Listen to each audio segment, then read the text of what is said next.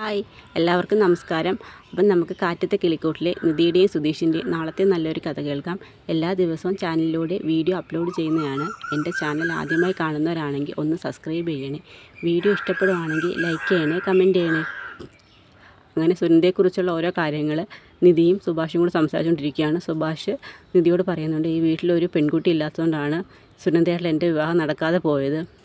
ഒരുപക്ഷെ ഒരു പെൺകുട്ടി ഉണ്ടായിരുന്നെങ്കിൽ, ഒരു അനിയത്തിയെങ്കിലും ഉണ്ടായിരുന്നെങ്കിൽ സുനന്ദയായിട്ടുള്ള വിവാഹം എന്നേ നടന്നു പോയേനെ.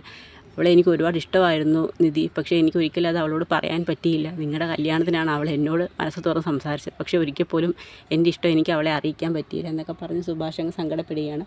നിധി ഓരോന്നും പറഞ്ഞ് സുഭാഷിനെ ആശ്വസിപ്പിക്കുന്നുണ്ട്. അതിനുശേഷം നിധി സുധീഷിനെ ഫോൺ ചെയ്ത് സംസാരിക്കുന്നുണ്ട്. സുഭാഷേട്ടന് നല്ല വിഷമമുണ്ട് എന്നൊക്കെ പറയും. ഇന്ന് പുറത്ത് ഭക്ഷണം മേടിച്ചുകൊണ്ട് വരണം, സുഭാഷേട്ടൻ തീരെ വയ്യ, തലവേദന എന്നൊക്കെ പറയും. ശരിയെന്ന് പറഞ്ഞ് സുധീഷ് ഭക്ഷണമൊക്കെ മേടിച്ചുകൊണ്ട് വരും. ആ സമയത്ത് ഹരീഷ് അങ്ങോട്ട് വരും. ഇതെന്ത് പറ്റി, പതിവില്ലാതെ ഭക്ഷണമൊക്കെ, എന്താടാ എനിക്ക് ഭക്ഷണം വാങ്ങിച്ചുകൊണ്ട് വരാൻ പറ്റത്തില്ലേ? അതേ സുഭാഷേട്ടന് നല്ല സുഖമില്ലെന്ന് നിധി വിളിച്ച് പറഞ്ഞു, അതുകൊണ്ടാണെന്ന് പറയും. അങ്ങനെ സുഭാഷിൻ്റെ മനസ്സ് ഒന്ന് ചേഞ്ച് ആകാമെന്ന് കരുതി അവർ ഭക്ഷണമൊക്കെ കൊണ്ടുവരും. വരുമ്പോൾ സുഭാഷ് അവിടെ വിഷമിച്ചിരിക്കുകയാണ്. അങ്ങനെ പറയും, നിങ്ങളെല്ലാവരും വന്നു, ഞാൻ ഭക്ഷണം ഉണ്ടാകാമെന്ന് പറയുമ്പോൾ സുധീഷ് പറയും, ഞാൻ ഭക്ഷണം പുറത്തുനിന്ന് മേടിച്ചിട്ടുണ്ട്, സുഭാഷ് ചേട്ടനൊന്നും ഉണ്ടാക്കണ്ട, വന്ന് കഴിക്കാൻ പറയും. അപ്പോഴും സുഭാഷ് കഴിക്കത്തില്ല, വിഷമിച്ചിരിക്കും. അപ്പോഴത്തേക്ക് പെട്ടെന്ന് ഹരീഷും സുധീഷും ഭക്ഷണം കഴിച്ച് അവസാനിപ്പിച്ചിട്ടങ്ങ് എഴുന്നേക്കുവാണ്. അപ്പോഴും നിധി കരുതും, ഇതെന്താ പതിവില്ലാതെ പെട്ടെന്ന് എഴുന്നേക്കുന്നതെന്ന് നോക്കും. അപ്പോഴത്തേക്കാണ് നമ്മുടെ ഭാസ്കരൻ അങ്ങോട്ട് വരുന്നത്.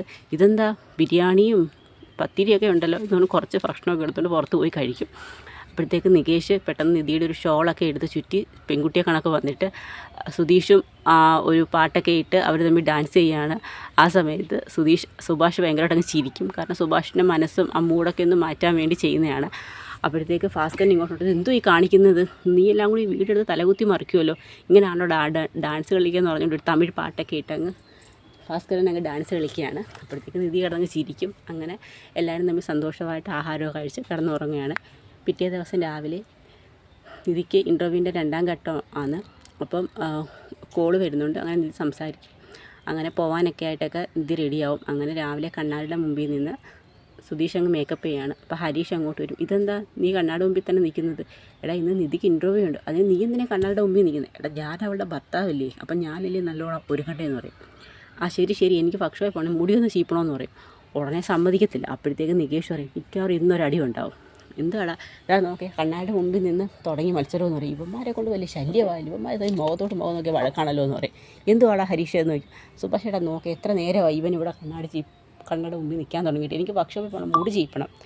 എടാ, നീ ഒന്ന് മാറി നിൽക്കാൻ പറയും. അപ്പോഴത്തേക്ക് നിധി സാരിയൊക്കെ കൊടുത്ത് പുറത്തോട്ട് ഇറങ്ങും. ഉടനെ നിധിയെ കാണുന്നതും നല്ല രസമുണ്ട്, സാരിയൊക്കെ കൊടുത്ത് വന്നിട്ട്. അപ്പോഴത്തേക്ക് നികേഷ് ഏട്ടത്തിക്ക് സാരി നന്നായി ചേരുന്നുണ്ട്, നല്ല ഭംഗിയാണെന്ന് പറയും. താങ്ക് യു എന്ന് പറയും. അപ്പോഴത്തേക്ക് സുധീഷും പറയും, നന്നായിട്ടുണ്ട് നിധി എന്ന് പറയും. അപ്പോൾ അതിന് കോംപ്ലിമെൻ്റ് ഒന്നും പറയത്തില്ല. അപ്പോഴത്തേക്ക് നിധി, എങ്കിൽ നമുക്ക് പോകാമെന്ന് പറയും. അങ്ങനെ പറയും, മോളെ നീ ഭക്ഷണം കഴിച്ചിട്ടില്ലോ എന്ന് ചോദിക്കും. അങ്ങനെ ഇപ്പം വേണ്ട സുഭാഷ് ചേട്ടാ, അത് പറ്റത്തില്ല, താമസിച്ചൊക്കെ ആയിരിക്കും ഇൻ്റർവ്യൂ ഒക്കെ തുടങ്ങുന്നത്, അതുവരെ ഭക്ഷണം കഴിക്കാതിരിക്കുന്നത്. അങ്ങനെ നിർബന്ധിച്ച് ഭക്ഷണവും വെള്ളമൊക്കെ എടുത്ത് കൊടുക്കും. അതെല്ലാം കഴിച്ചുകൊണ്ട് അവർ രണ്ടും കൂടി ഇറങ്ങാം. ആ സമയമാകുമ്പോഴത്തേക്ക് സുഭാഷ് പറയും, എങ്കിൽ പിന്നെ ഞാനും കൂടി വരാം, എനിക്കൊരു സമാധാനം പോലെ ഇട്ടിരുന്നിട്ടെന്ന് പറയും. അത് വേണ്ട, സുധീഷിൻ്റെ മനസ്സിൽ നിധിയായിട്ട് ഒരുമിച്ചൊരു ഡ്രൈവ് പോവാം, നിധിയോട് കൂടുതൽ സംസാരിക്കാമെന്നൊക്കെ ചുറ്റിപ്പറ്റിയാണ് സുധീഷ് ഇരിക്കുന്നത്. അപ്പോൾ സുഭാഷ് ഇത് പറയുമ്പോൾ സുധീഷിന് അതൊരു ബുദ്ധിമുട്ടാവും. അപ്പോഴത്തേക്ക് പറയും, അതിനെന്താ സുഭാഷ് ചേട്ടൻ കൂടി വന്നോളൂ എന്ന് പറയും. അല്ല, സുഭാഷ് ചേട്ടൻ വേണം, ഞാൻ തിരിച്ചു കൊണ്ടുവരാമെന്ന് പറയും. എടാ, അതല്ല, എനിക്കോ നിധിയുടെ അച്ഛനൊക്കെ ഉണ്ടായിരുന്നെങ്കിൽ നിധിയും കൂട്ടിക്കൊണ്ട് പോകത്തില്ലായിരുന്നു. അങ്ങനെ സുഭാഷ് ചേട്ടനും കൂടി വരട്ടെ, അതിനെന്താ കുഴപ്പം? പിന്നെ സുധീഷൊന്നും പറയത്തില്ല. അങ്ങനെ സുഭാഷും കൂടി ഇപ്പോൾ റെഡിയാവും. അപ്പോഴത്തേക്ക് അപ്പോഴത്തേക്ക് നികേഷിനെയും ഹരീഷും ഒക്കെ പറയും, ഏട്ടത്തി ഓൺ ദി ബെസ്റ്റ് എന്നൊക്കെ പറയും. അങ്ങനെ എല്ലാവരുടെയും ആശീർവാദമൊക്കെ മേടിച്ച് പുറത്തോട്ട് ഇറങ്ങുകയാണ്. ആ സമയത്ത് നിധി വരുമ്പം ബാക്ക് ഡോർ തുറന്നു കൊടുക്കും. അപ്പോഴത്തേക്ക് ഹരീഷിന് ചിരി വരും. കാരണം നിധിയെ ഫ്രണ്ടിൽ ഇരുത്തിക്കൊണ്ട് പോകാമെന്നാണല്ലോ സുധീഷ് കരുതുന്നത്. ബാക്ക് ഡോറൊക്കെ തുറന്നു കൊടുത്തിട്ട് നിധി അതിനകത്ത് കയറും. ശരി സുഭാഷ് ചേട്ടാ, അങ്ങനെ ഫ്രണ്ടിൽ കയറി സുഭാഷ് ഇരിക്കും. അപ്പോഴത്തേക്ക് സുധീഷിനെ പറയും, എന്തോ സുഭാഷ് ചേട്ടായി കാണിച്ച്, എന്താടാ? ഒന്നുമില്ല എന്ന് പറയും. അപ്പോഴത്തേക്ക് ഹരീഷ് പറയും, എടാ ഡ്രൈവറെ സൂക്ഷിച്ചൊക്കെ വണ്ടി ഓടിക്കടേ എന്ന് പറയും. അപ്പോഴത്തേക്ക് സുധീഷ് ഒന്നും പറയാനും പറ്റത്തില്ല. നിധി ഇറങ്ങി ചിരിക്കുകയും ചെയ്യും. അങ്ങനെ വണ്ടിക്കകത്ത് കയറി ഇൻ്റർവ്യൂവിന് കൊണ്ടുപോകും. പകുതി വഴി എത്തുമ്പോൾ ഒരു ക്ഷേത്രത്തിൽ കയറി കഴിഞ്ഞിട്ട് പറയാം, അല്ല ക്ഷേത്രത്തിലൊക്കെ കയറണോ? വേണം എന്ന് പറഞ്ഞുകൊണ്ട് അമ്പലത്തിലൊക്കെ കയറും. നിധി തൊഴാനൊക്കെ പോകും. സുധീഷ് പറയും, എന്നാലും എൻ്റെ സുഭാഷ് ചേട്ടാ ഞാൻ എങ്ങനെയെങ്കിലും അവളെ എൻ്റെ വഴിക്കൊന്ന് കൊണ്ടുവരാൻ ശ്രമിക്കുമോ, ഞങ്ങൾ തമ്മിൽ ഒന്നിച്ചൊന്ന് സംസാരിക്കാനോ ഇവിടെ നിന്ന് പോകാനോ നിങ്ങൾ ആരും സമ്മതിക്കത്തില്ലേ, അത് ഞാനെന്തോ ചെയ്ത്. ഇപ്പോൾ സുഭാഷ് ചേട്ടന് എൻ്റെ കാര്യമുണ്ടായിരുന്നു, ഞാൻ അവളുമായിട്ട് ഒരുമിച്ചൊന്ന് യാത്രയൊക്കെ പോയി തിരിച്ചൊക്കെ വന്നു കഴിയുമ്പം അവൾക്ക് എന്നോട് സ്നേഹം തോന്നിയേനെ. എടാ ഇപ്പോൾ ഒരുമിച്ച് പോയെന്ന് വെച്ചാൽ അവൾക്ക് നിന്നോട് സ്നേഹവും തോന്നത്തില്ല, നീ അവളോട് നല്ല രീതിയിൽ പെരുമാറിയൊക്കെ ചെയ്താൽ മതി. പിന്നെ അത് മാത്രമല്ല നിന്നോട് അവൾക്ക് സ്നേഹമൊക്കെ ഉണ്ട്. നീ അല്ലയോ നിധിക്ക് സർട്ടിഫിക്കറ്റൊക്കെ മേടിച്ച് കൊടുക്കാനൊക്കെ യൂണിവേഴ്സിറ്റിയിലൊക്കെ കൊണ്ടുപോയതും അതിന് സഹായമൊക്കെ ചെയ്ത് കൊടുത്തത്. അപ്പോൾ ആ സ്നേഹം നിന്നോട് കാണാതിരിക്കുമോ? ആണോ സുഭാഷ് ചേട്ടാ? പിന്നല്ലാതെ നിന്നോട് നിധിക്ക് നല്ല സ്നേഹമുണ്ട്, നീ അത് എന്നും നിലനിർത്തിയാൽ മാത്രം മതി എന്ന് പറയും. നിങ്ങൾ തമ്മിൽ സന്തോഷമായിട്ട് ജീവിക്കും. അങ്ങനെ ആയാൽ കൊള്ളാം, അല്ലെന്നുണ്ടെങ്കിൽ അവൾ മിക്കവാറും എന്നെയും സുഭാഷ് ചേട്ടനെ പോലെ സ്വന്തം ആങ്ങളെപ്പോലെ കരുതുമെന്ന് പറയും. അങ്ങനെയൊന്നും ഇല്ലടാ എന്നൊക്കെ പറയും. അങ്ങനെ ഇൻ്റർവ്യൂ അറ്റൻഡ് ചെയ്യാനായിട്ട് പോകും. എങ്കിൽ ഒരു കാര്യം ചെയ്യും, ഞാനങ്ങ് പോയിക്കോളാം, എനിക്ക് സുഭാഷ് ചേട്ടൻ ഒറ്റയ്ക്ക് പോകണം, ഞാൻ സുഭാഷ് ചേട്ടനെ ബസ് സൈറ്റിൽ കൊണ്ടുവിടാം, എന്നിട്ട് നിധിയായിട്ട് ഞാൻ വീട്ടിലോട്ട് വരാം. എടാ നിന്നെ എന്നെ കൊണ്ടാക്കുന്ന സമയത്ത് ഇൻ്റർവ്യൂ അങ്ങനെ കഴിഞ്ഞാൽ 2-3 മണിക്കൂർ കഴിയുമെന്ന് പറയും. അങ്ങനെ ജോലി സ്ഥലത്തുണ്ടാക്കും. അതിനുശേഷം ഇൻ്റർവ്യൂ ഒക്കെ കഴിയും. ഇൻ്റർവ്യൂ ഒക്കെ നല്ല സക്സസ്ഫുള്ളാണ്. അതിനുശേഷം രണ്ടുപേരും കൂടി വീട്ടിലോട്ട് വരികയാണ്. പിന്നെ കാണിക്കുന്നത് സുനന്ദയുടെ വീടാണ്. സുനന്ദയുടെ വീട്ടിൽ സുനന്ദ ഇങ്ങനെ അശ്വിൻ്റെ സംസാരിക്കുകയാണ്. അങ്ങനെ സുനന്ദ നാളെ പോകുന്നതിന് പോവുകയാണ്. അപ്പോൾ അതിനുള്ള ഒരുക്കങ്ങളൊക്കെയാണ്.